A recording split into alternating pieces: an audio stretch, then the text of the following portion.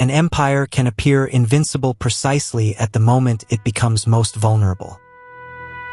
In 480 BC, the greatest political machine the world had yet seen advanced against a fractured Greek world that could barely agree with itself. Yet in a narrow band of water at Salamis, scale became weakness, confidence became blindness, and the future of the Aegean turned on the ancient art of forcing power into a space too small for its own ambition.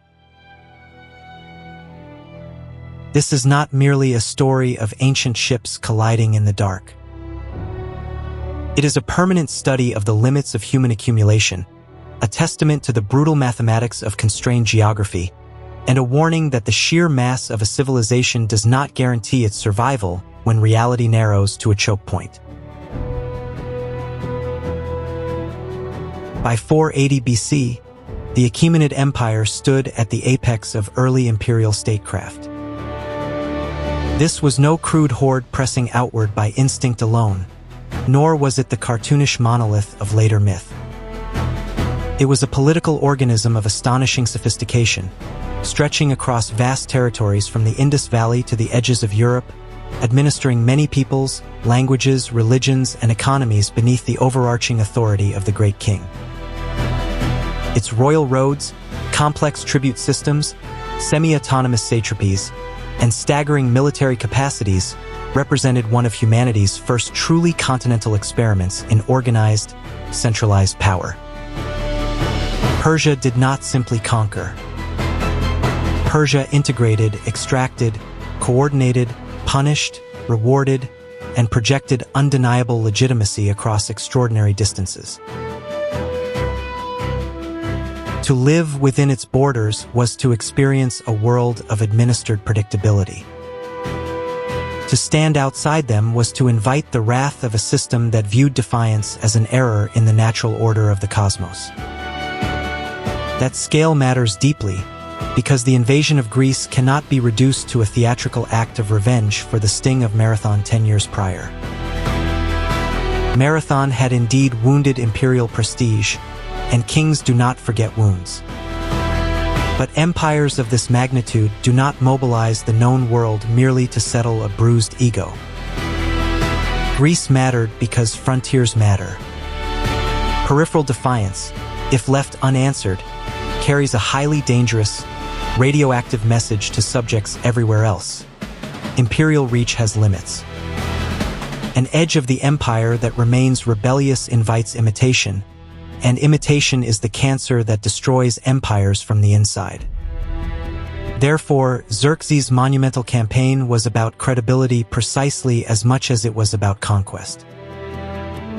The great king needed to demonstrate, with overwhelming, awe-inspiring finality, that no coast, no polis, no defiant margin of the imperial world could resist Persian power with impunity. The logic of empire demands that the horizon be subjugated, lest the core begin to question the authority of the throne.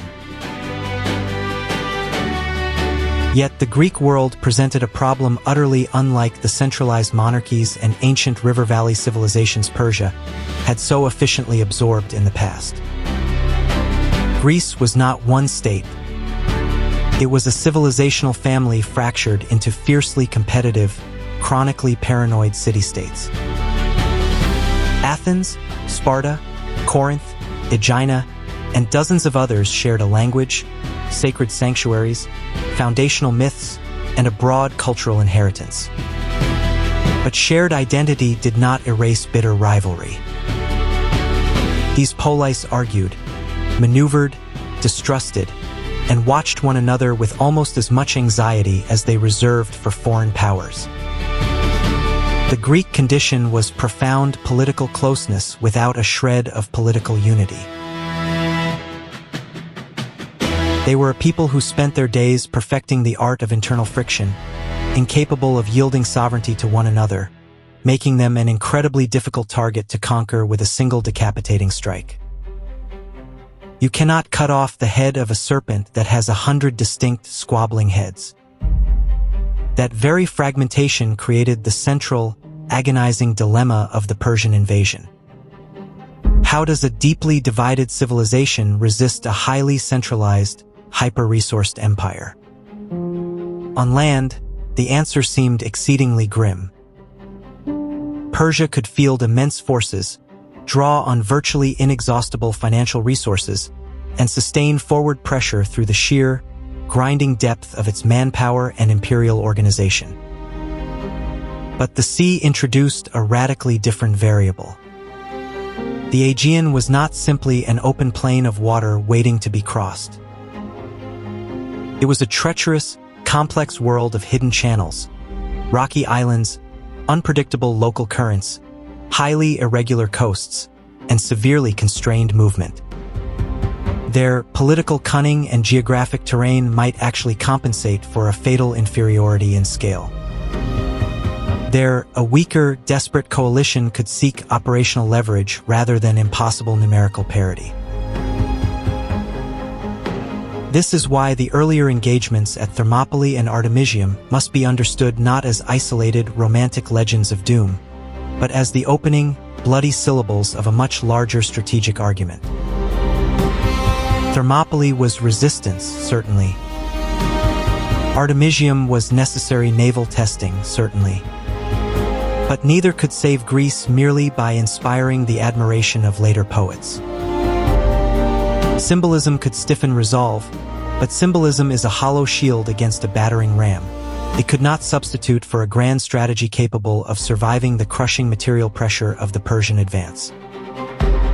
In those early battles, Greece was essentially buying time with blood, probing the limits of its own fragile cohesion, and discovering a very difficult, very cold truth. Courage without operational leverage only delays an inevitable defeat. Then came the great psychological wound to Greek morale and the corresponding surge in Persian prestige. The jewel of Attica, the city of Athens, was evacuated and burned to the ground. Here the crisis sharpened into absolute civilizational stakes. A major polis, culturally radiant and politically central to the entire anti-Persian naval effort, had seen its ancient temples desecrated, its population displaced into a refugee fleet, and its beloved city put to the torch. But destruction did not end the strategic argument. Counterintuitively, it intensified it. The Battle of Salamis emerged from that smoldering catastrophe not as a conventional battlefield chosen in arrogant confidence, but as a deeply desperate proposition. A displaced people, a wildly nervous and bickering alliance, and a vastly superior enemy were converging on one narrow, razor-thin calculation: that familiar waters and extreme compressed maneuver might neutralize imperial quantity just long enough to preserve political independence. At the absolute center of this volatile calculation stood Themistocles, a man who ranks among history's most consequential, ruthless, and brilliant strategists. He matters not because he commanded some singular, magnetic force of personality alone, and not because the Athenians possessed an undisputed dominance before the battle, but because he understood, years earlier than his most educated contemporaries, what the future of Greek survival would absolutely require.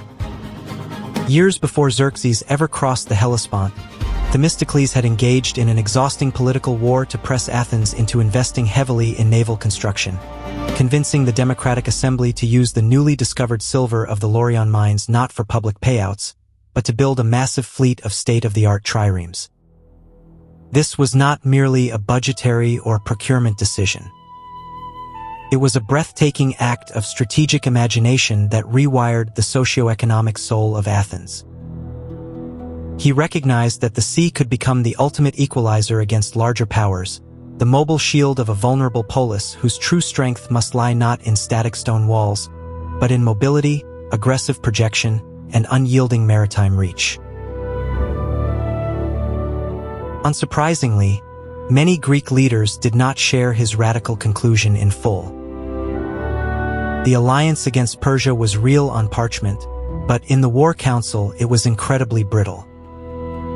Peloponnesian states, especially those psychologically oriented toward traditional heavy infantry land defense, overwhelmingly preferred a massive withdrawal toward the narrow isthmus of Corinth.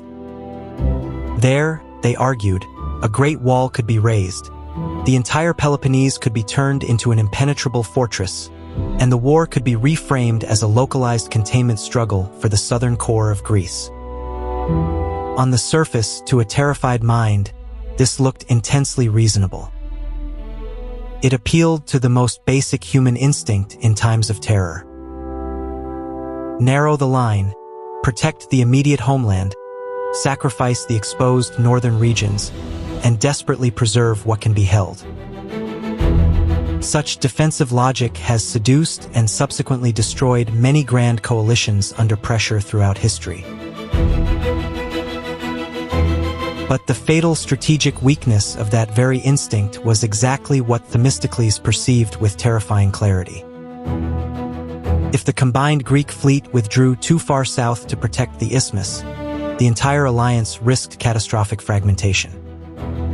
Athens, already burned and bleeding, would be abandoned not only materially but politically. Its massive sacrifice would become proof that Greek unity had strict, cynical limits, prompting the Athenian fleet to simply sail away to found a new city in Italy, dooming the rest of Greece in the process. Worse still, from a purely military standpoint, sweeping Persian naval superiority could easily bypass and outflank any static wall positioned at the isthmus. A wall on land means absolutely nothing if the enemy commands the surrounding seas and can land armies behind your lines at will. Therefore, retreat promised the psychological comfort of proximity to home, but guaranteed a total lack of strategic security. It would violently concede the initiative to Persia, permanently fracture coalition confidence, and convert a collective, unified defense into a pathetic patchwork of isolated regional survivals waiting to be picked off one by one. This was the deeper philosophical issue at stake at Salamis. It was not simply a debate about where to fight, but a profound question of what kind of resistance the concept of Greece intended to be. A coalition that abandons its most exposed members under the guise of pragmatism teaches everyone within that coalition to plan for private survival rather than common victory. Once that corrosive logic takes hold, the alliance becomes mere ceremony, a ghost waiting to be scattered. Therefore, Themistocles needed far more than just a clever battle plan. He needed supreme political containment. He needed frightened, exhausted allies to remain exactly where many desperately did not wish to remain, holding them in place through sheer willpower long enough for geography to finally compensate for their internal division. Across the dark water stood Xerxes, and his position demands analysis far beyond the realm of simple tyranny or cinematic caricature. He had inherited and actively commanded an empire of immense, almost unfathomable administrative capacity. His campaign into Greece was neither an irrational folly nor an unserious adventure. From the high altitude of imperial command, the vast, grinding advance had a highly compelling geopolitical logic. A punitive and disciplinary expedition on this massive scale would permanently reassert Persian dominance, firmly secure the volatile western frontier, and gloriously vindicate royal authority in the eyes of hundreds of millions of subjects and potential rivals. But every great empire in the history of human civilization carries a hidden, terminal contradiction. The very systems that permit vast projection of power also generate enormous, crushing burdens of logistical coordination. Logistics are not merely the supply lines of war. They are the absolute skeleton of imperial ambition.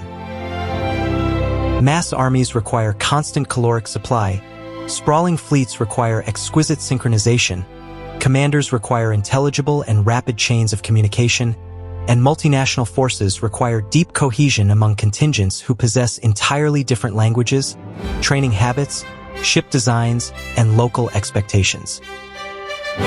Persia unequivocally excelled at assembling such massive, diverse forces.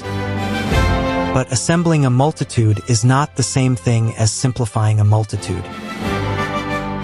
As a campaign penetrates deeper into highly contested, hostile terrain, organizational complexity compounds at a terrifying rate.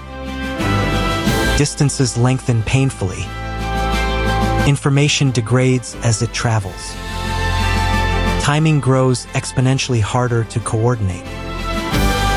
Every additional formation added to the roster becomes both a terrifying asset on paper and a nightmarish management problem in reality. That tension between scale and control was especially acute and ultimately fatal at sea. The Persian fleet was deeply formidable, impressively diverse, and lethally dangerous, drawing on the superb maritime traditions of Phoenicia, Egypt, and Ionia. In open, deep water, larger numbers offer a commander beautiful options: wider operational envelopments, greater tactical reserves, ample room for recovery after initial, bloody contact, and the systemic ability to absorb significant setbacks without suffering an immediate, total systemic collapse.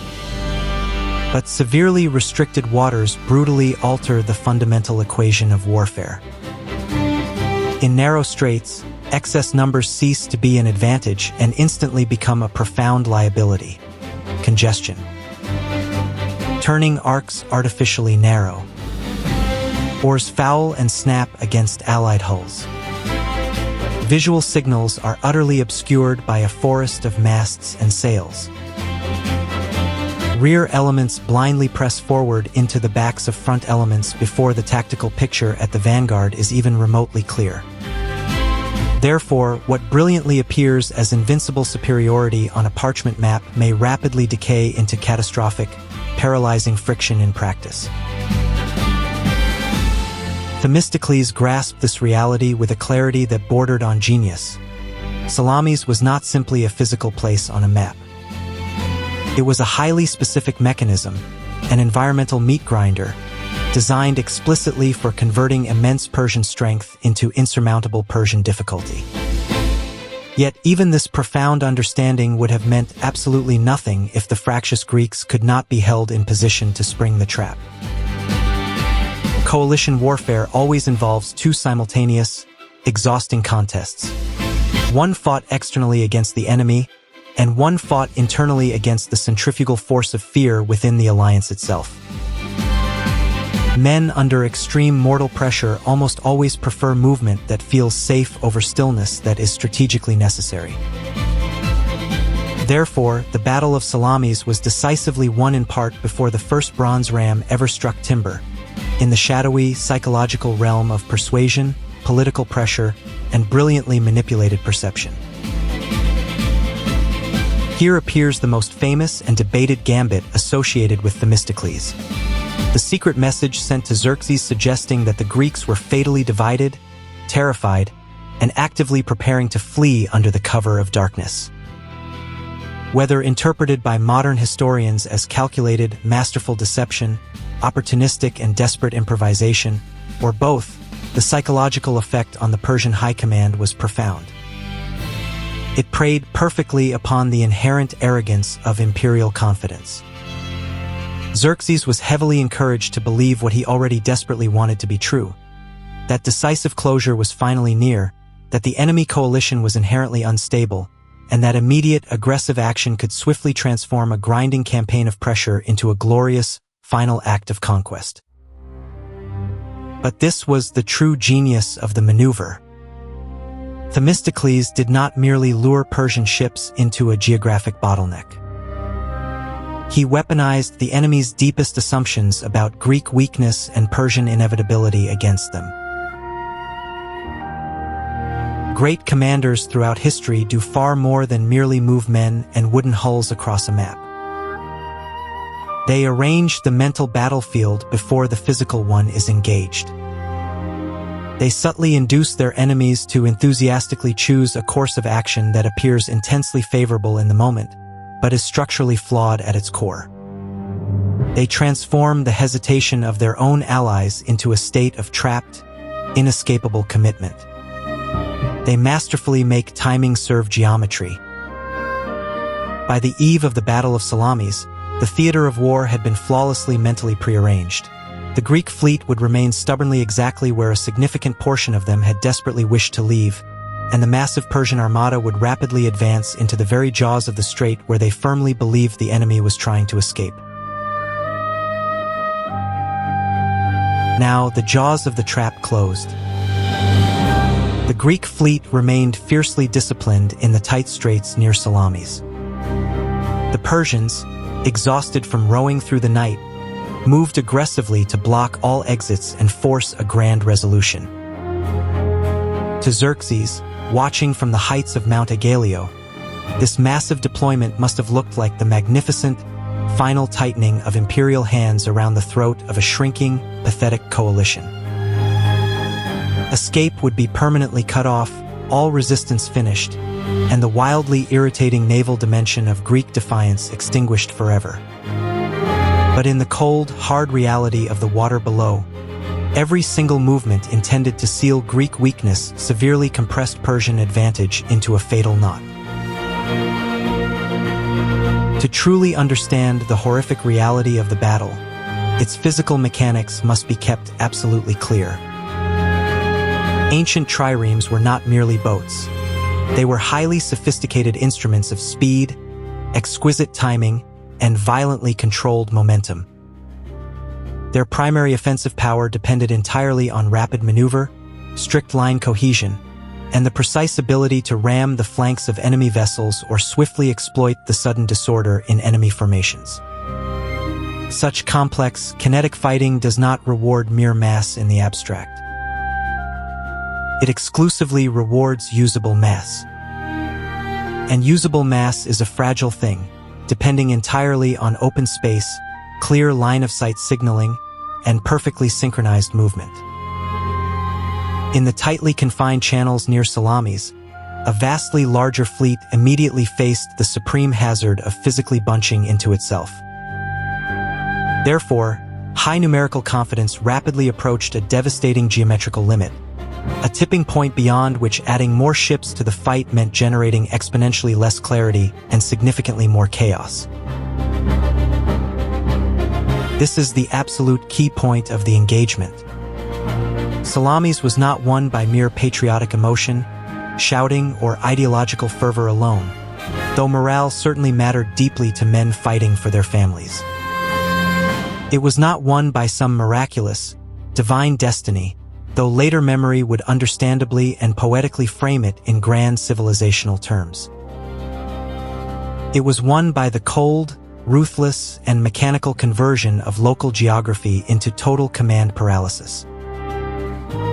Greek crews fought near highly familiar shores, under environmental conditions their leaders had explicitly chosen, with a much simpler, highly focused immediate objective: hold the line formation, exploit the enemy's spatial compression, and strike violently wherever the enemy's dense numbers naturally bred disorder. The mighty Persian contingents, by stark contrast, found themselves suddenly facing a nightmarish battlefield in which fierce local bravery could not possibly repair total systemic confusion. As the chaotic engagement developed throughout the morning, the classic, fatal symptoms of overcomplex force employment began to violently emerge across the Persian line. Elite elements intended to sweep in wide envelopments found their operational coordination increasingly impossible as the shores closed in. Relentless forward pressure from ambitious rear-echelon commanders blindly pushed more and more ships into highly restricted lanes long before the vanguard had any room to resolve their immediate tactical engagements. Orders and commands became utterly impossible to transmit across a deafeningly crowded, wildly shifting battle space filled with the screams of drowning men and the splintering of timber. Individual Persian and allied contingents could still fight with tremendous effectiveness and valor in highly isolated moments, but isolated effectiveness does not, and cannot, guarantee collective coherence. Therefore, the very abundance of Persian naval power literally created a lethal interference within itself, a giant suffocating under its own immense weight. Such terrifying moments reveal one of military history's harshest and most enduring lessons. Personal bravery is absolutely never a cure for fundamentally bad systems. Men can be astoundingly courageous inside a totally failing design.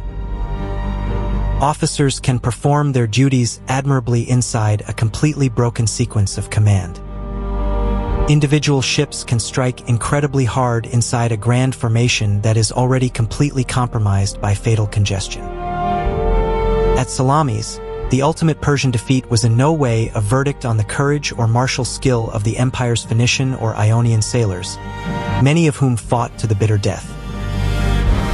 It was, instead, a brutal, unforgiving verdict on the devastating mismatch between imperial scale and a highly specific tactical environment. Meanwhile, the Greeks possessed the singular advantage that so often decides the fate of battles fought among vastly uneven powers: local, manageable coherence. They did not need to dominate the sea everywhere. They strictly needed the enemy to lose shape right in front of them. Their immediate battlefield problem was drastically narrower, conceptually simpler, and therefore infinitely more manageable for their command structure. In the chaos of war, a side with far fewer moving parts can suddenly become significantly deadlier if the grand contest is forcibly compressed into a rigid form where ruthless simplicity drastically outperforms unwieldy abundance. Salamis became precisely such a localized, deadly contest. High over this horrific scene of splintering wood and dying men loomed the great king Xerxes himself, observing from a golden throne, fully expecting the glorious completion of his campaign. Here, the deep, often fatal psychology of supreme authority becomes starkly visible. Rulers who stand isolated at the absolute summit of vast, obedient systems often face a highly particular, intoxicating temptation to genuinely believe that their sovereign will, once loudly expressed, must instantaneously manifest as physical fact on the ground. The looming presence of the sovereign near the absolute point of decision can initially sharpen subordinates' urgency to perform, but it can also terribly distort their operational judgment. Haste suddenly becomes highly attractive because patience looks like cowardice to a watching king. Certainty becomes a lethal, performative act. The entire chain of command violently bends itself towards simply proving the ruler correct, rather than reading the reality of the battlefield. But the brutal physics of war is entirely indifferent to human hierarchy. Tides do not yield to majesty, and narrow water does not magically part for imperial prestige. This is precisely why Salamis carried such immense, world-shattering psychological force. Pre-modern warfare was never a purely material accounting of dead bodies and sunken ships. It was highly symbolic theater, it was reputation, it was seen as divine omen, and it was the ultimate public proof of legitimacy. An empire that fully expected the rapid completion of an inevitable conquest instead encountered a massive, highly visible, and deeply humiliating reversal right before the very eyes of its divine king. Such a shattering moment wounds far more than just military assets and wooden ships. It catastrophically wounds the aura of inevitability. And once the armor of inevitability is punctured, all subjects, all restless allies, and all watching enemies instantly begin recalculating the mathematics of what is possible. Historical precision matters deeply here. Persian naval power was absolutely not vaporized in a single morning, as though the entire mighty empire simply vanished into the salty Straits. The Achaemenid Empire remained vast, unimaginably rich, and highly dangerous long after the wreckage of Salamis washed ashore. But something invisible, yet absolutely essential, had fundamentally changed. Its terrifying momentum in Greek waters was decisively broken.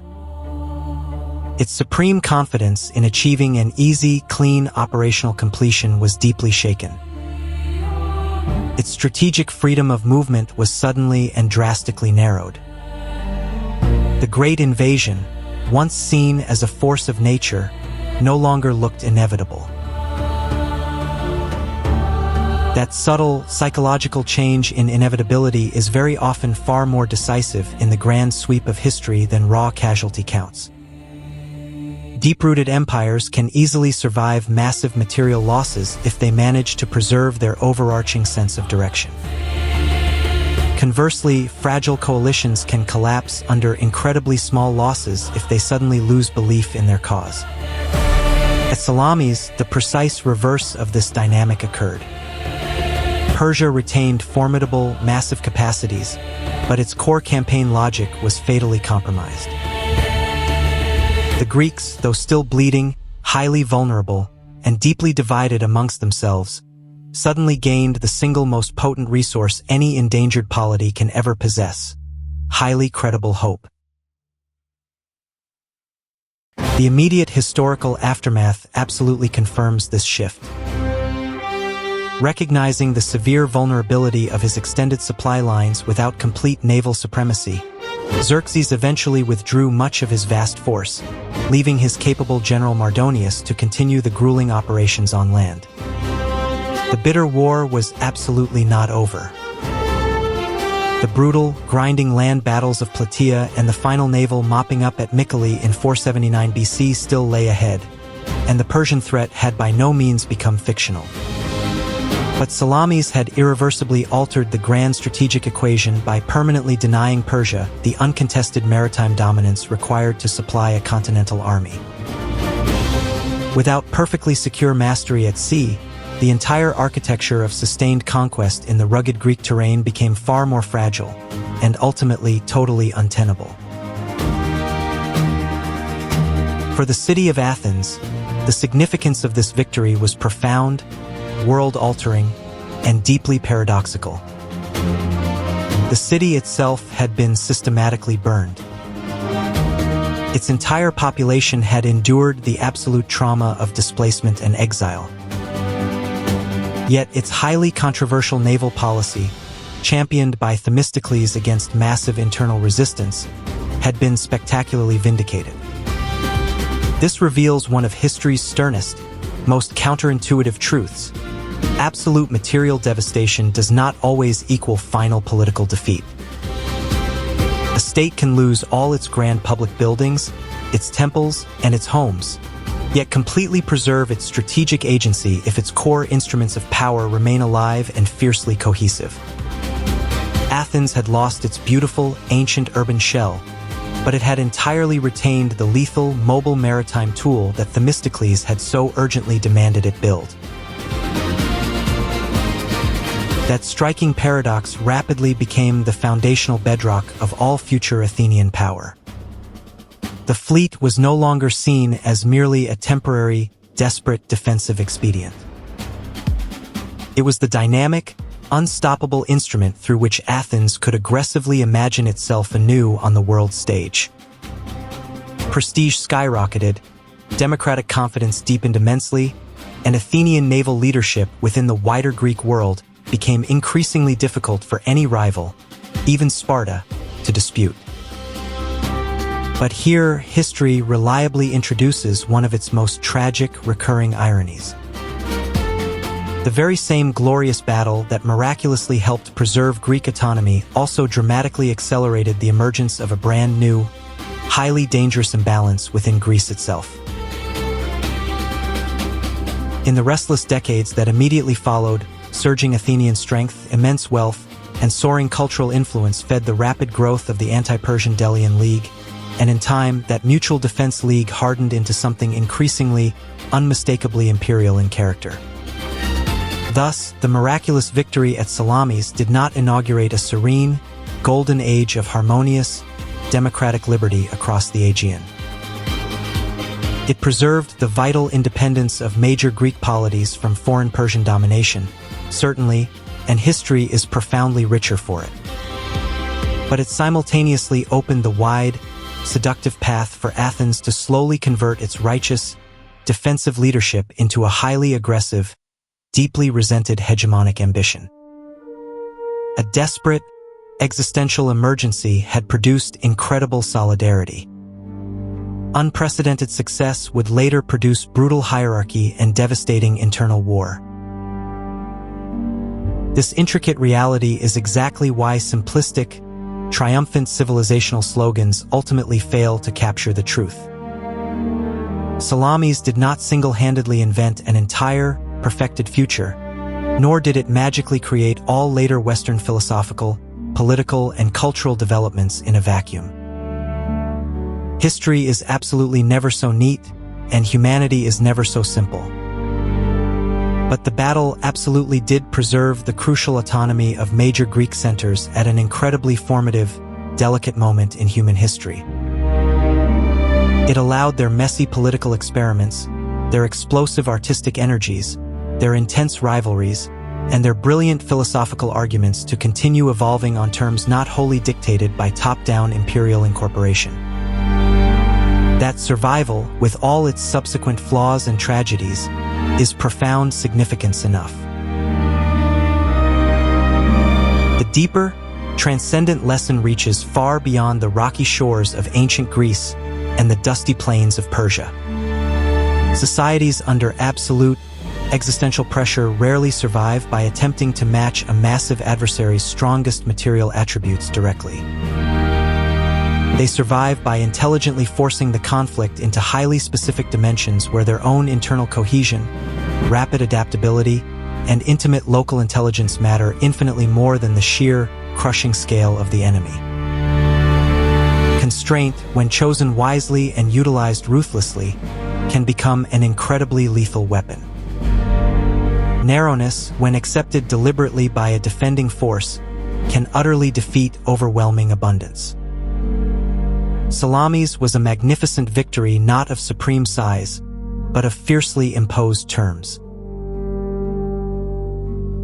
Yet there is a darker, eternally tragic companion to that uplifting lesson. Magnificent victories born from deep, existential emergency often generate massive new appetites within the victor.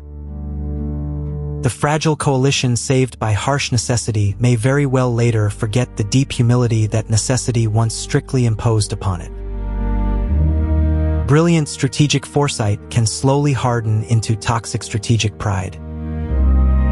Sharp instruments forged in the fires of sheer survival can seamlessly be repurposed as the heavy chains of new domination. Therefore, objective history does not permit us the comforting luxury of easy, clear-cut moral binaries. The very side that heroically preserves freedom in one generation may easily become the very empire that severely threatens it in another. Salamis also continuously warns against one of the oldest, most dangerous seductions in all of political and organizational life, the fatal belief that endless accumulation is the exact same thing as genuine control. Great empires, modern nation-states, sprawling global corporations, massive bureaucracies, and complex institutions continuously fall into the trap of confusing sheer expansion with actual mastery.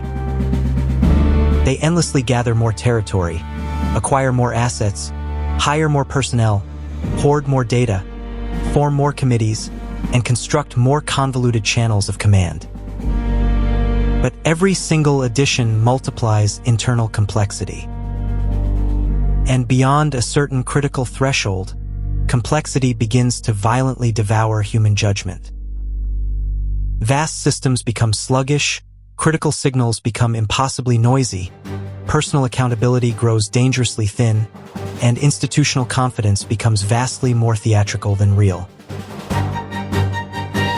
This is the chilling, modern mirror held up by the waters of Salamis. Again and again throughout the centuries, powerful, monolithic structures arrogantly assume that vastly superior quantity automatically guarantees superior, inevitable outcomes. They blindly trust abstract dashboards over gritty ground truth, sheer volume over tactical clarity, and massive reach over actual comprehension. But when reality suddenly narrows, through a sudden geopolitical crisis, a devastating market shock, unexpected military friction, catastrophic institutional failure, or massive political backlash, the oversized, lethargic machine suddenly discovers that not all accumulated strength is actually usable strength. The truly decisive question is absolutely never simply how much raw power exists on paper. The strictly decisive question is whether that immense power can still actively think, effectively coordinate, and rapidly adapt when put under sudden, crushing pressure. The beleaguered Greeks at Salamis possessed no romantic illusion of perfect, brotherly unity. Their world was incredibly quarrelsome, deeply jealous, and inherently fragile.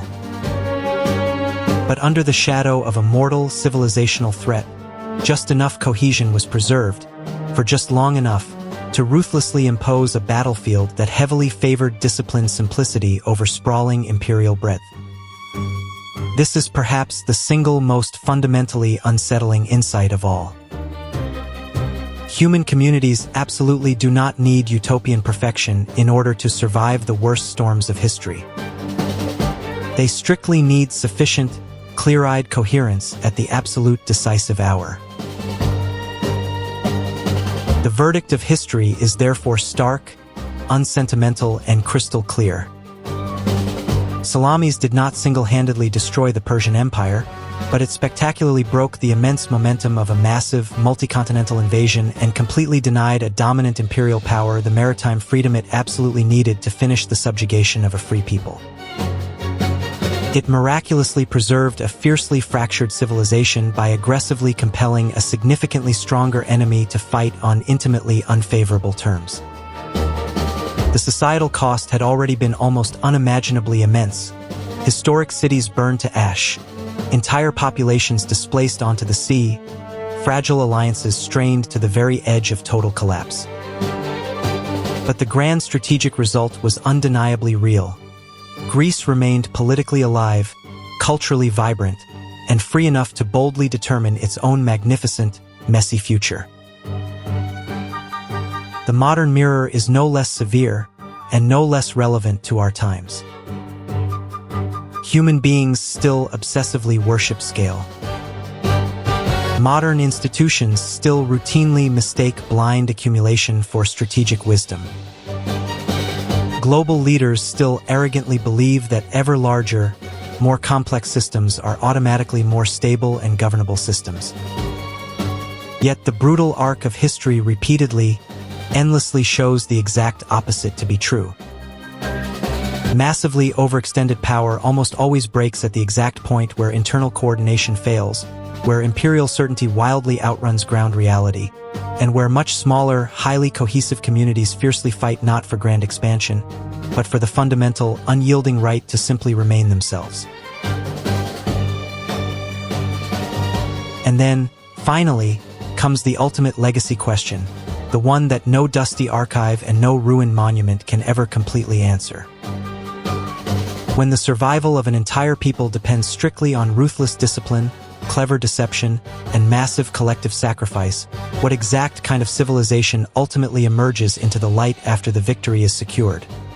One that wisely remembers the deep humility of its supreme peril, or one that quickly inherits the arrogant methods of its defeated enemy, and tragically calls that new inheritance greatness?